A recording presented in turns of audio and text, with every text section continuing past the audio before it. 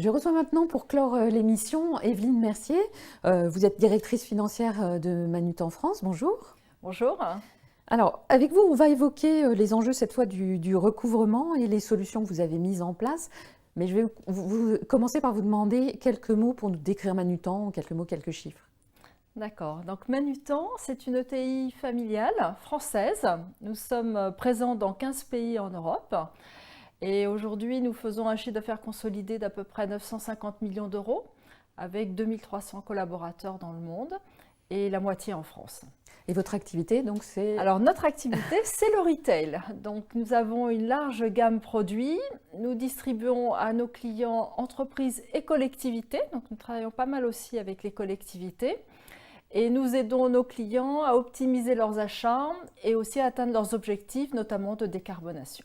Alors, c'est du retail B2B, de mobilier, d'aménagement d'entreprise, essentiellement. Alors, la gamme est très large. Oui. Ça va des fournitures de bureau, au mobilier de bureau, à l'agencement d'une classe entière, de terrain de sport pour une commune, par exemple.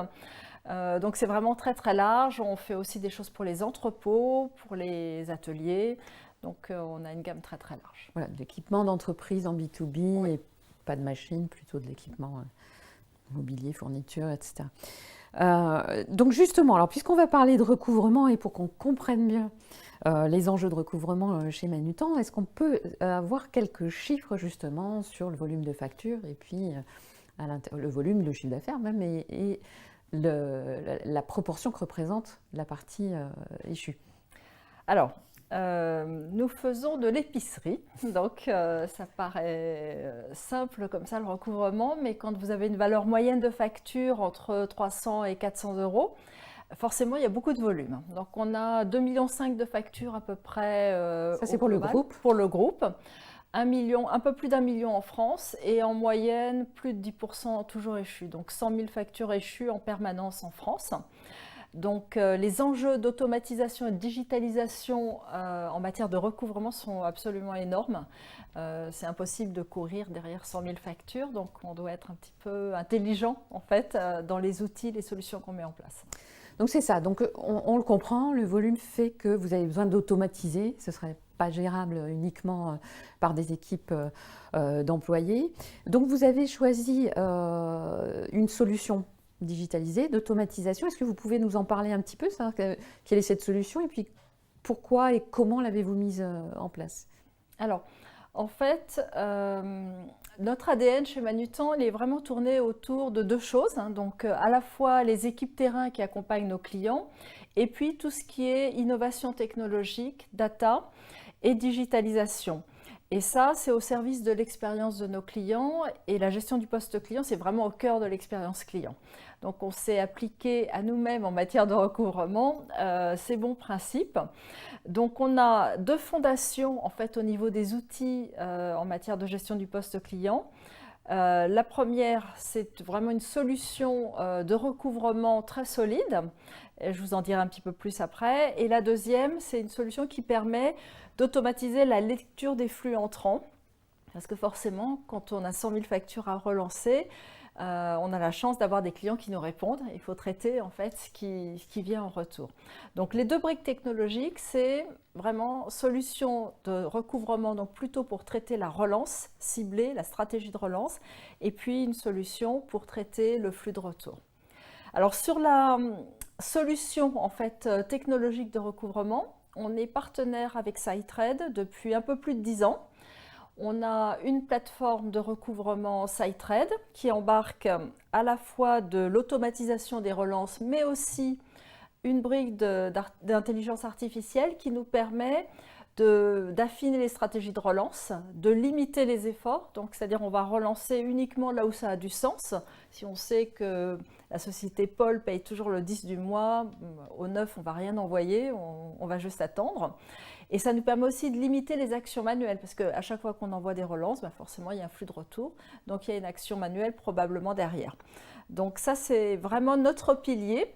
Ça nous a permis d'avoir des actions en fait, de recouvrement qui sont automatisées à 95%. Donc, aujourd'hui, c'est vraiment complètement automatisé. c'est aussi des paramétrages qu'on révise régulièrement pour rester Alors justement, aligné avec notre clientèle. Voilà, sans forcément rentrer dans la technique, mais en termes d'interfaçage, c'est-à-dire que c'est organisé comment? C'est-à-dire que c'est un contrôle de l'ensemble des factures, donc c'est interfacé avec vos systèmes installés. Oui, tout à fait. Alors, notre ERP va déverser la liste des factures échues dans la plateforme de recouvrement. Et là, la plateforme de recouvrement, on aura rentré des stratégies de relance, donc basées sur notre expertise en fait des situations. Et à ça va s'ajouter une intelligence amenée par la solution qui va observer le passé pour nous dire tu avais prévu cette stratégie de relance, mais attention, les tendances récentes montrent que peut-être tu pourrais le faire un petit peu différemment. Donc on va ajouter en fait cette petite couche d'intelligence et ça nous permet vraiment de bien cibler. On a des situations qui sont très diverses. Donc on va avoir alors notre clientèle, elle est composée, je dirais, un tiers de petits comptes qui commandent principalement sur notre plateforme web. Et puis 2 tiers de grands comptes, voire de très grands comptes. Donc on va avoir des très grands groupes avec 200, 300 entités juridiques. Donc il y a une complexité en fait de gestion qui est derrière. Donc la stratégie de relance, elle est très différente selon la population de nos clients. En fait, les petites sociétés, elles vont avoir souvent des problèmes de solvabilité, donc il faut aller très très vite. Nos clients grands comptes, ça va être un peu différent. C'est généralement que l'exécution dans la supply chain au sens anglo-saxon du terme, c'est-à-dire de la création du compte client jusqu'à la facturation, il y a eu quelque chose qui a dysfonctionné. Donc là, on va être plutôt dans une approche très orientée client, de détection en fait d'éventuels litiges. Donc on a une relance qui est plus une approche de partenariat en fait. On va identifier l'anomalie, on va se mettre d'accord avec le client sur comment mettre en œuvre une solution. Et puis, on va travailler après la cause racine, soit chez nous, soit chez le client, pour essayer que la fois d'après, ça ne se reproduise pas. Donc oui, là, on a un ciblage très différent. Donc à la fois dans le paramétrage de la solution et dans votre organisation, j'imagine, vous traitez ces clients différemment. C'est-à-dire que les petits, ils vont être effectivement avec des questions de solvabilité et sans doute pas prioriser Manutan dans le paiement au moment où il faut le faire. Et puis peut-être des plus grands sur lesquels effectivement il faut que vous soyez plus sensible, on va dire. C'est-à-dire qu'il s'est passé quelque chose qui est peut-être une erreur, un dysfonctionnement, etc.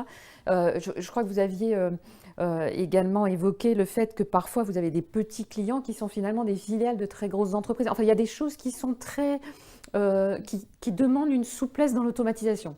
Tout à fait. C'est ça ma question en fait. Voilà, tout à fait. Et cette souplesse, elle est surtout dans le ton de voix quand on s'adresse au client.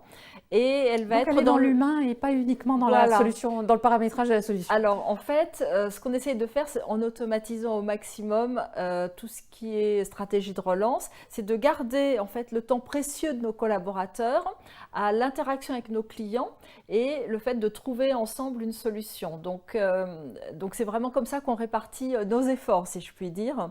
Et je peux vous donner 3 exemples en fait de situations classiques qu'on va retrouver dans les situations d'impayés. La première, ça va être une facture où on a oublié de mettre le numéro de bon de commande en fait dans la facture. Ça a pu se produire parce que on l'a pas récupéré, on a oublié de le mettre. Enfin, il y a X raisons.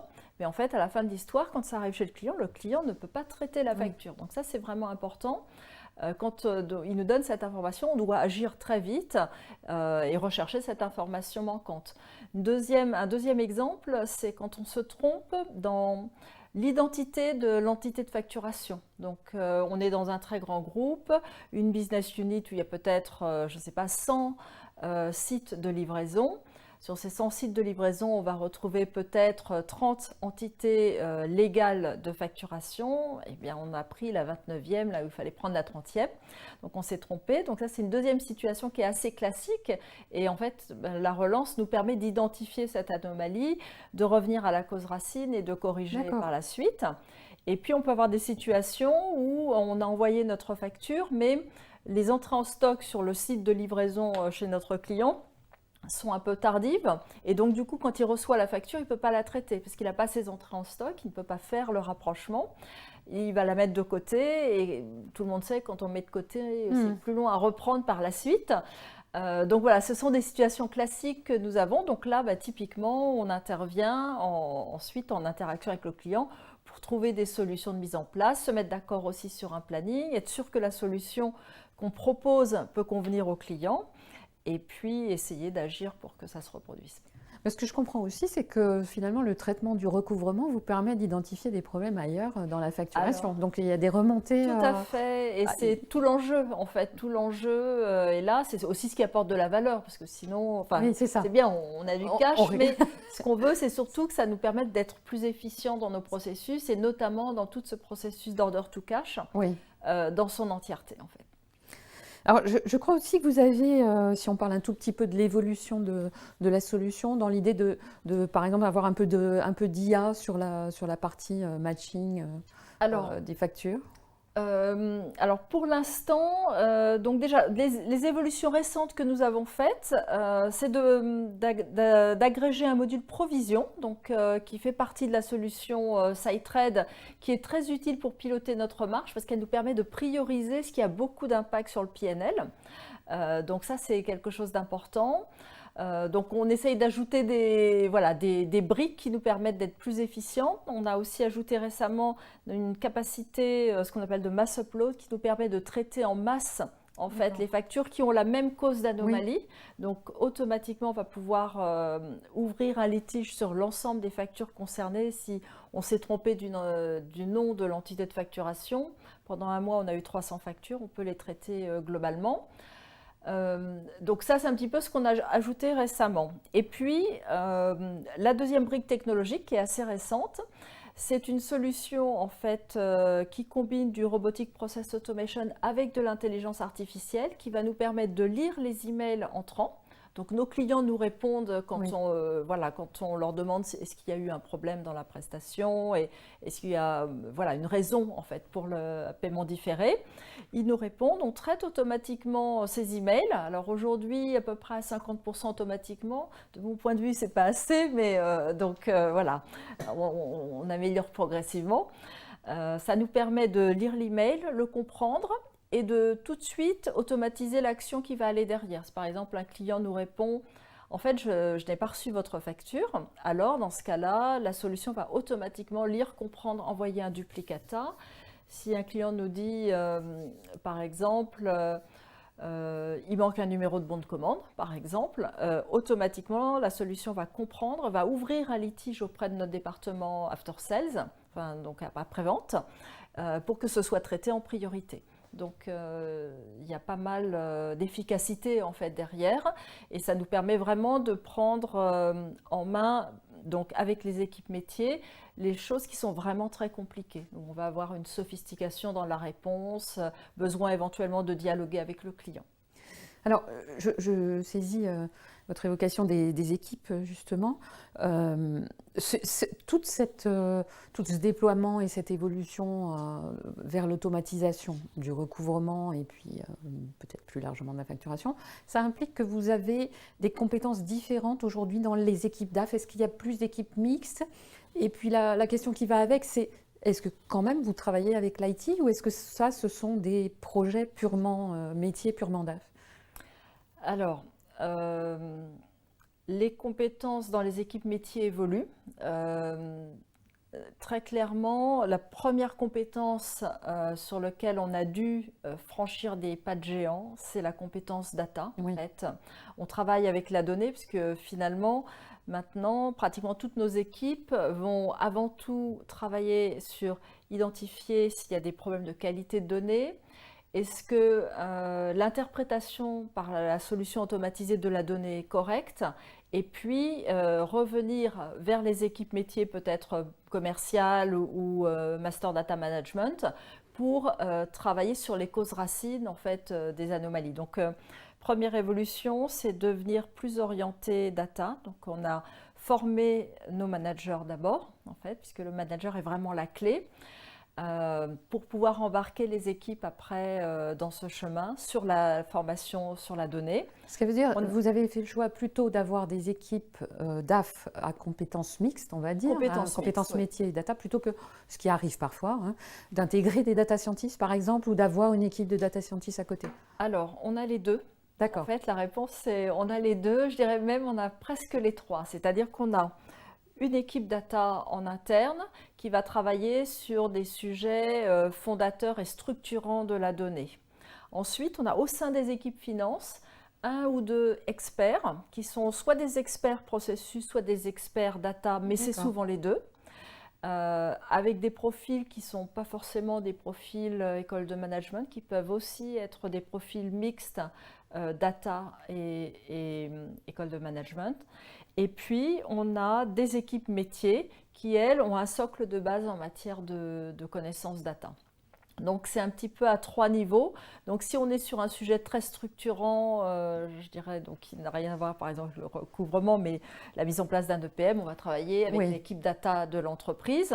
Si on est sur maintenir une solution de RPA au sein du recouvrement pour amener de l'amélioration continue et du monitoring, surveiller que la solution ne dysfonctionne pas, et 2, qu'elle continue à évoluer pour être adaptée à la façon dont évolue le business model. Ça va être un expert data métier chez nous. Et puis, toutes les équipes vont avoir, de toute façon, dans leur rôle, de superviser au quotidien, en fait.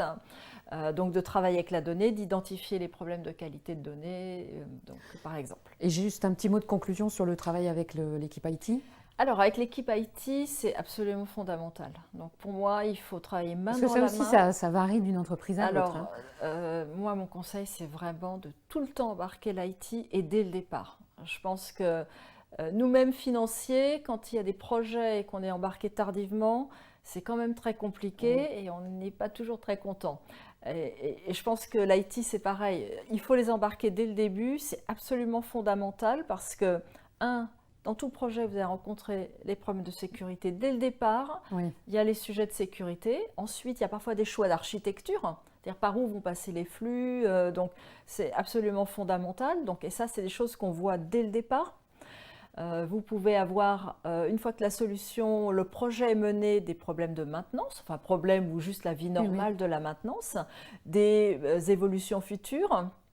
Et puis dans le projet, soit le développement se fait à l'IT, soit il est mixte entre l'IT et le métier.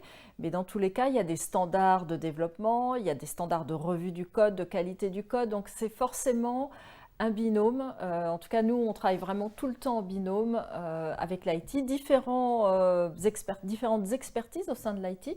Parce que ce n'est pas les mêmes interfaces si vous avez besoin d'un architecte ou de quelqu'un de la sécurité ou quelqu'un qui va vous accompagner sur la mise en place de la solution, mais c'est vraiment fondamental en fait. Et puis la gouvernance aussi des projets, c'est quelque chose qui se fait à deux entre le métier et l'IT. C'est pas qu'un support technique c'est pas avant-vente, après-vente. C'est vraiment une gouvernance commune. Déjà, en tant que financier, le choix d'investissement, on aime bien être dedans. C'est vrai que vous êtes impliqué directement aussi. Voilà. Et donc, finalement, le choix d'investissement, il dépend à la fois des bénéfices que ça va apporter au métier, qui doit quand même venir avec son ROI et son use case bien packagé, mais ça dépend aussi de la roadmap IT. Donc, en fait, il faut vraiment... pour moi, c'est vraiment un binôme, en fait. Evelyne, merci beaucoup. Merci. On termine l'émission avec vous, donc, et à bientôt.